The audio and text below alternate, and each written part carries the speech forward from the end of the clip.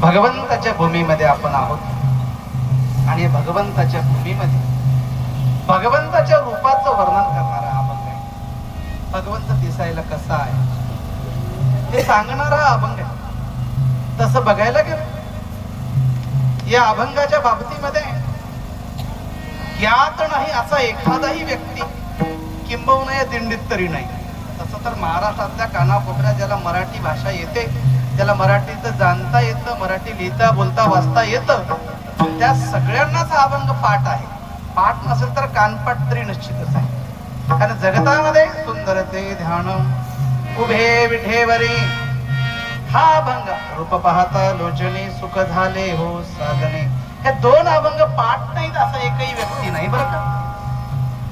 मग जगद्गुरु तुकोबारायाचा अभंग आपण दररोजच बोलतो, ऐकतो, म्हणतो, चिंतनही करतो, पण अभंगाचा मर्म जाणण्याचा प्रयत्न आपण करतो का? खरं म्हणजे अभंग तसं सोपं आहे, पण अभंगात एवढ्या गुह्य गोष्टी आहेत ना. अभंगाकडे बारकाईने बघितलं ना तर या अभंगात कोण्याही देवाचं नाव नाही.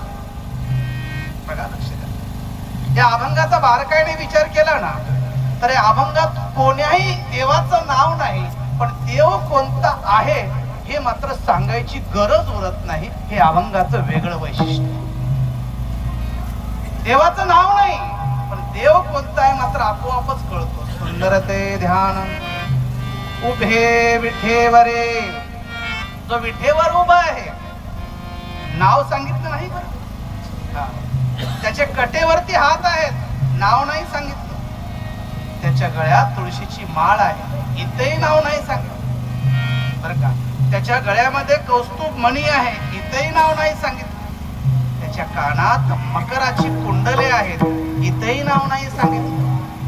पण तुकोबाराय सांगतात, बाबा रे, जो विठेवरती उभा आहे, ज्याच्या कटेवरती आहेत हात आहेत बरं का, ज्याच्या गळ्यात तुळशीची माळ आहे, ज्याच्या गळ्यात कौस्तुभ मणी आहे, ज्याच्या कानात मकर म्हणजे माशाची कुंडले आहेत, त्याच देवाचं मला ध्यान लागलं, त्याच रूप मला पाहावंसं वाटतंय. मग तो देव कोणता? तो म्हणजे आपला विटेवरचा मालक विठ्ठल. विठ्ठल सांगून गेलो मग अशी अभंग सर्वांनाच पाठ आहे, पण अभंगाचं मर्म आपल्याला जाणून घ्यायचं.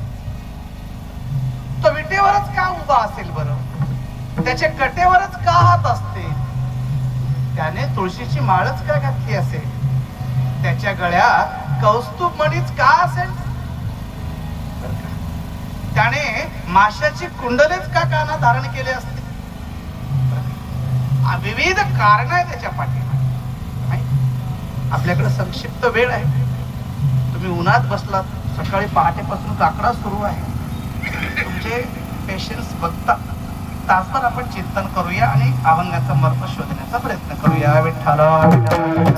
जगताचा विचार करत असताना प्रत्येकाला वाटतं मी सुंदर आहे, त्याला वाटतं मी सुंदर आहे, त्याला वाटतं त्याच्यापेक्षा मी सुंदर आहे, पुढच्याला वाटतं त्या दोघांपेक्षा मी सुंदर आहे, हिला वाटतं मी सुंदर आहे, तिला वाटतं तिच्यापेक्षा मी सुंदर आहे, तिसरीला वाटतं या दोघीपेक्षा मी सुंदर आहे. आपली सुंदरपणा दाखवण्याची, सुंदरपणात दिसण्याची आपली स्पर्धा सुरू आहे.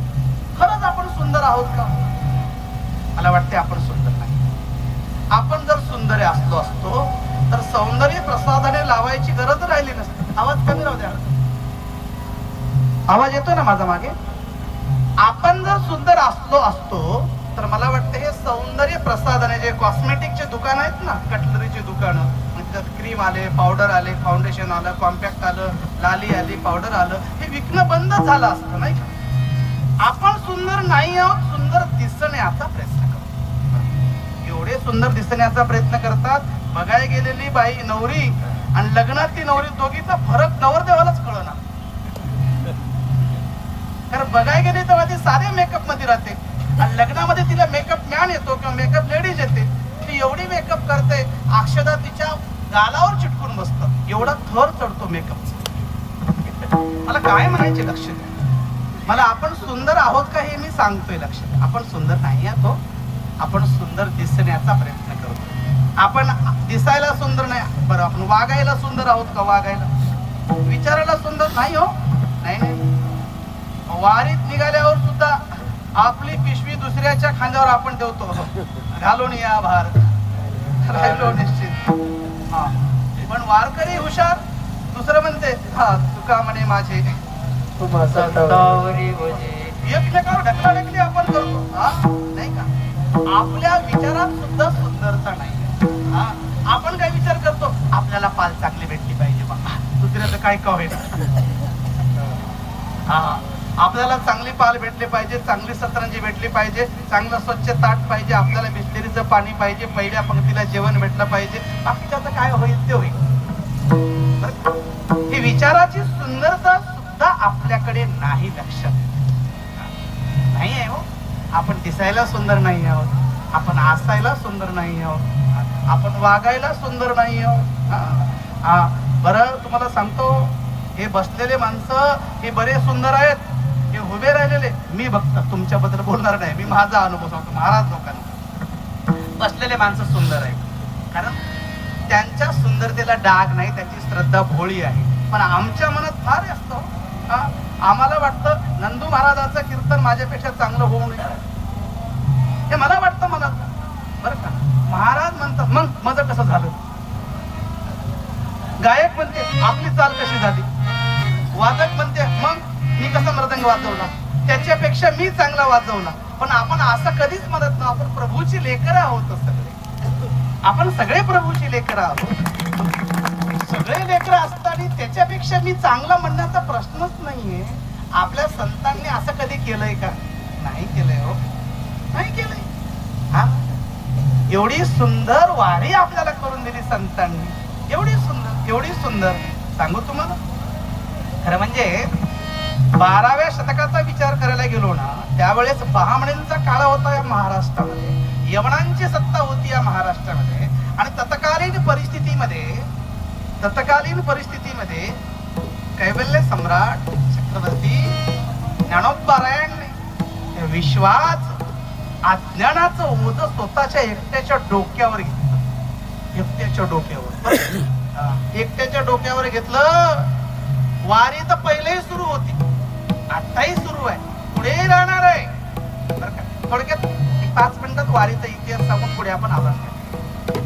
खरं बघायला गेलं ना, वारीचा कालखंड बघायला गेला, बरेच जण म्हणतात कधी सुरू झाली पंढरीची वारी, कधी सुरू झाली पंढरीची वारी. त्या वारीचे 5 विभाग इतिहासात वाचन करताना मला सापडले.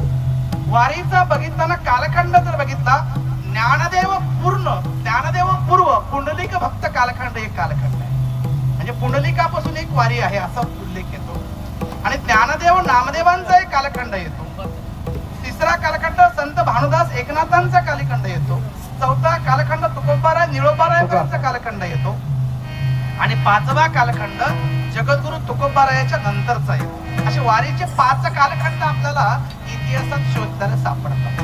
आपण जे आता वारी करतोय ना, आपण ती वारी जगद्गुरु तुकोबाराया नंतरची वारी आपण करतो. बरं, आणि ही वारी, ही परंपरा तसं बघायला गेलं, या जरी 5 कालखंड जरी दिसत असले आपल्याला, तरी वारीचा कालखंड इतिहास सांगतो बाबा वारी कधी सुरू झाली नेमकी आम्हालाच माहित नाही. का? याचं उत्तर नामदेवरायाने फार सुंदर दिले. बरं का? नामदेवरायाने सांगितलं वारी कुठे? पंढरीची. पंढरीचा पांडुरंग आहे म्हणून वारी आहे. बरं का? बरं का? पांडुरंग आहे म्हणून वारी. मग पांडुरंग कधी? पंढरपूर झालं तेव्हा. पंढरपूर कधी? त्याचं उत्तर नामदेवरायाने फार गोड दिले. जेव्हा नव्हते चराचर तेव्हा होते पंढरपूर. जेव्हा चर आचर नव्हतं, स्वर्ग नव्हतं, मृत्यू नव्हतं, पाताळ नव्हतं, त्या वेळेस पंढरपूर होतं. नामदेवराय सांगतात आधिऱ्याची पंढरी मग वैकुंठ नगरी. आधी पंढरपूरचं निर्माण केलं, नंतर वैकुंठाचं निर्माण भगवंताने केलं. मग पंढरपूर आहे तेव्हा वारी आहे, पंढरपूर आहे तेव्हा पांडुरंग आहे, पांडुरंग आहे तेव्हा वारकरी आहेत. म्हणजे वारीची परंपरा ही या बाबतीमध्ये आपल्याला असं ठराविक कालखंड लावताच येणार नाही, लावताच येणार नाही. वारीचा कालखंड फारच जुना आहे. वारीचा कालखंड थोडक्यात सांगायचं म्हणजे त्याची गणनाच करता येत नाही अशी आपली वारी लक्षात. आणि त्या वारीमध्ये तुम्ही आम्ही सहभागी झालो. ही वारी असणार. मग वारी म्हणजे काय बाबा? पायी चाललं म्हणजे वारी का? मी चाललो बाबा, मी थांबलोच नाही. सकाळी निघालो, ठेप्यावर जाईपर्यंत मी थांबलोच नाही. पायी चाललं म्हणजे वारी का हो? पायी चाललं म्हणजे वारी आहेच हो, पण दुसरा अर्थ, आध्यात्मिक अर्थ असा आहे, मनाने त्या ईश्वराला वरणे, म्हणजे त्या ईश्वराशी ऋणानुबंधाची गाठ बांधणे, मी माझा विसर पडून मी भगवंताचा होणे, याचा अर्थ वारी आहे. लक्षात, माझा विसर झाला पाहिजे, मी कोण आहे याचा विसर झाला पाहिजे, मी देवाचा आहे आणि मला देवाचाच बनून राहायचं आहे, हे गम्य जर कळायचं असेल तर वारी आहे. किंबहुना या 22 दिवसामध्ये हा अनुभव अनेकांना येतो, अनेकांना येतो बरं का.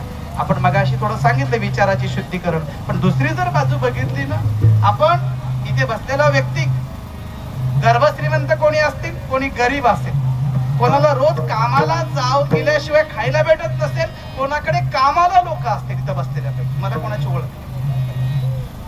कोणाकडे 50 माणसं कामाला असतील, कोणाला 50 रुपये 200 रुपये 100 रुपये हजेरीने कामाला जावं लागत असेल.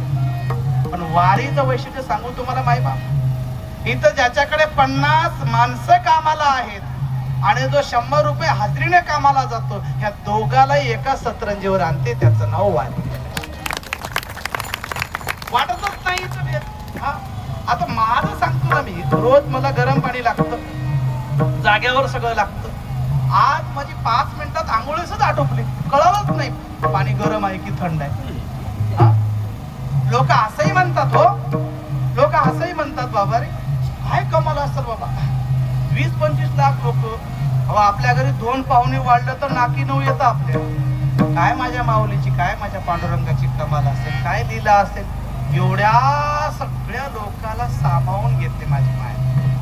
सांगू तुम्हाला, एका आईला 10 लेकरं असू द्या की 1 लेकरू असू द्या की 2 लेकरू असू द्या, घर केवढंही राहो, घर केवढंही कुडाचं जरी घर असेल ना, घरात झोपायला 10 बाय 10ची जरी रूम असेल ना, तिला 5-6 जरी लेकर असतील ना, तेवढ्या लेकराला आपल्या पोटाशी धरून झोपते. कारण माईला लेकरासाठी जागा करावी लागत नाही, अशी माझी विठेवरची माय तुम्हाला आम्हाला सर्वांना जागा करते.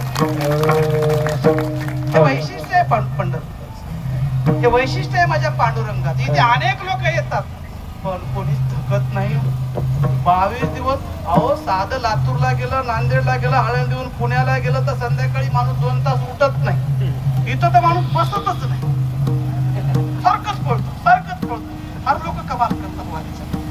पुढे सांगेल मी एक शेवटी उदाहरण वारीच्या बाबतीमध्ये. तर आपण आभार टाकले, तुकोबारे सांगतात, बाबा रे आपण सुंदर नाही आहोत, मग आहे कोण सुंदर हो? कोण सुंदर आहे सांगू तुम्हाला, जगतामध्ये सुंदर फक्त माझा ईश्वर आहे, फक्त ईश्वर. का? तुमची सुंदरता एखादा तरुण किंवा एखादी तरुणी ठराविक वयापर्यंत सुंदर दिसते, ठराविक वयापर्यंत. किंवा असं बघूया आपण, जन्मलेलं लेकरू 1 महिनाभर वर्षभर त्याला कोणी उठलं तर पप्पी घेतं, घरचे, गावकीचे, भावकीचे, शेजारचे सगळे त्या लेकराचा लाड करतात. 5 वर्षापर्यंत त्याचा लाड चालतो, सगळे त्याला पप्प्या, बाळ्या, पिट्ट्या असं म्हणतात, जवळ घेतात. 5 वर्षानंतर 25 वर्षापर्यंत फक्त त्याची आई त्याच्यावर प्रेम करते. त्याची सुंदरता 5 वर्षापर्यंत सगळ्यासाठी लागू पडणारी होती. मी आपली सुंदरता सांगतो, त्याची सुंदरता 5 वर्षापर्यंत सगळ्यासाठी लागू पडणारी होती, पण 5 पासून 25 वर्षापर्यंत त्याची सुंदरता फक्त आईपुरती मर्यादित राहते.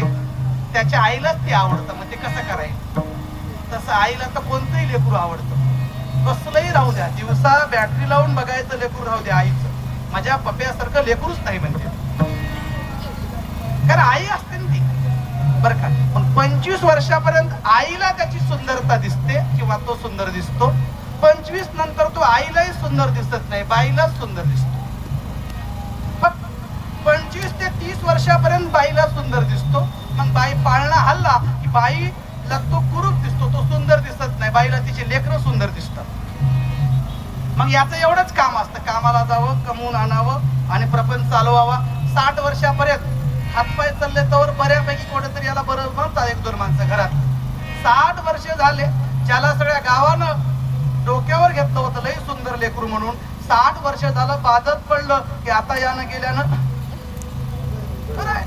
म्हणजे आपली सुंदरता दिवसागणिक कमी कमी कमी होत जाते. पण आपण सुंदर नाही आहोत. आपला चेहरा जसं वय वाढत तशी आपली सुंदरता कमी होते. आपल्या चेहऱ्यावर सुरकुत्या पडतात आणि मग आपल्याकडे लोकांचं अट्रॅक्शन कमी होतं. पण माझा विठेवरचा मालक गेल्या 28 युगापासून उभा आहे, पण त्याची सुंदरता तसूभरही कमी झाली नाही. आणि तेच तुकोबाराय सांगतात बाबा रे की त्याचं ध्यान मला लागलंय. सुंदर ध्यान उभे विठेवरी, सुंदर ध्यान उभे विठेवरी, सुंदर ध्यान सुंदर ध्यान उभे विठेवरी, सुंदर ध्यान उभे विठेवरी, सुंदर ध्यान उभे